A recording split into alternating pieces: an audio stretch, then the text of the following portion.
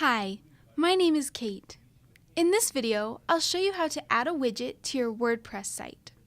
From the dashboard, we're going to go to Appearance, and then Widgets. Widgets are a great way to add some extra content to the sidebar or footer of your site. Each theme has different areas that you can add widgets to. My theme has a sidebar and a home page top area. Each theme is going to be slightly different. I'm going to add a widget to the sidebar on my site.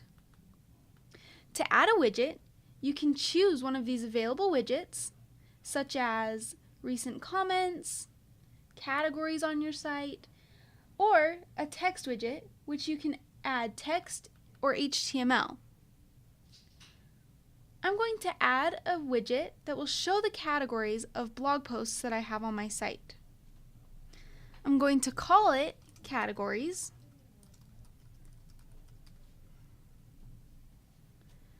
and then I'll save it.